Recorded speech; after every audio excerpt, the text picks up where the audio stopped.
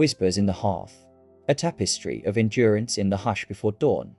When the world is still wrapped in frost and the stars cling stubbornly to the sky, history does not sleep. It breathes in the crackle of a dying ember, in the rustle of reed mats beneath bare feet, in the echo of a flute carried on desert winds. Across centuries and continents, ordinary people have faced the impossible and refused to yield. Their stories are not always written in gold leaf or carved in marble. Often, they are stitched into the fabric of survival itself, patched with moss, layered in wool, whispered in prayer. Long before kings wore crowns or empires drew borders, in a valley where the earth seemed to forget it could bloom, a city rose in silence. Carroll, nestled in the arid embrace of coastal Peru, was built not with swords, but with song. Its people knew no bronze blades, no ramparts of fear. Instead, they raised pyramids that reached for the heavens, not to bury their dead, but to gather their living. At dusk, flutes carved from condor bones sang to the river, and drums pulsed like heartbeats across sunken plazas. They traded cotton for fish, shells for seeds, trust for trust. In a land where water was scarce, they chose abundance not of wealth, but of connection. And when the droughts came, as they always do, they did not burn their city in rage.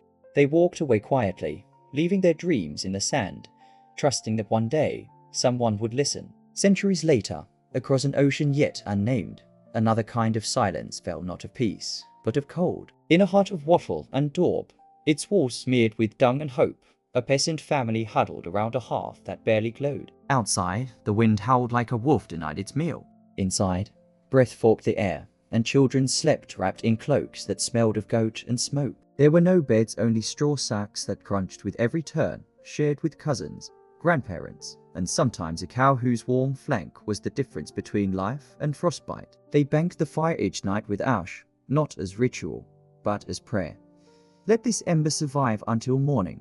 They ate turnips and barley gruel not for taste, but for heat, calories as kindling for the soul. And when the cold bit too deep, they breathed through their noses, slow and shallow, as if even their lungs must learn to conserve warmth. In this world, survival was not passive. It was an act of defiance, quiet, relentless, daily. Yet not all defiance is quiet. In the gilded halls of Tudor England, a woman stood at the edge of a precipice wearing a crown. Anne Boleyn had gambled everything on a king's obsession and won until she didn't. She returned from the courts of France not as a demure maid, but as a storm in silk, sharp-tongued, ambitious, unafraid to say no. When Henry offered her the role of mistress, she demanded queenship.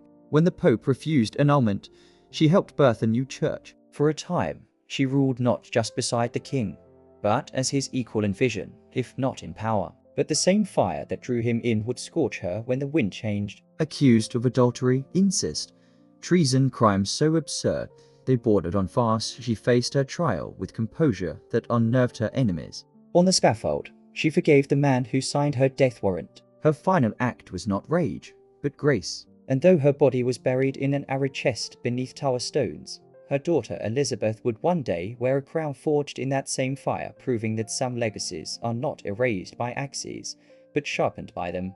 Across the Atlantic, in a harbor choked with winter mist, another rebellion brewed not in palaces, but in taverns. The colonists of Boston had long chafed under laws written by men who'd never felt New England snow. It wasn't the tea they hated, it was the principle. To pay the tax, even on cheaper leaves, was to admit they had no voice.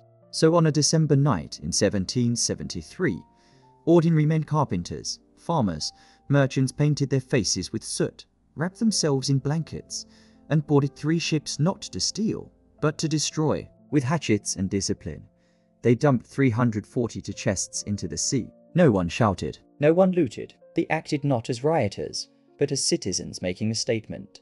We will not be governed without consent.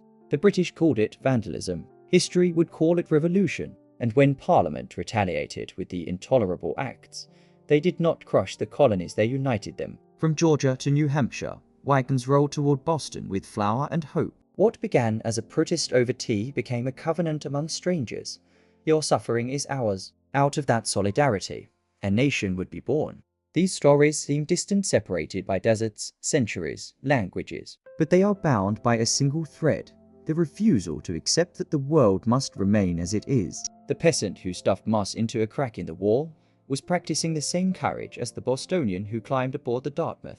The carol musician who played a bone flute under the stars shared a spirit with Anne Boleyn, who chose to speak her truth even when silence might have saved her. None of them sought fame. Most left no names, yet their choices rippled outward through bloodlines, through laws, through ruins that still hum with memory. Today, we sleep on mattresses softer than dreams, adjust thermostats with a tap, and sip tea without fear of tyranny. We forget how recently warmth was a miracle, how recently a woman's voice could be silenced by a king's whim, how recently freedom was paid for in harbor water and blood. But the past is never truly past.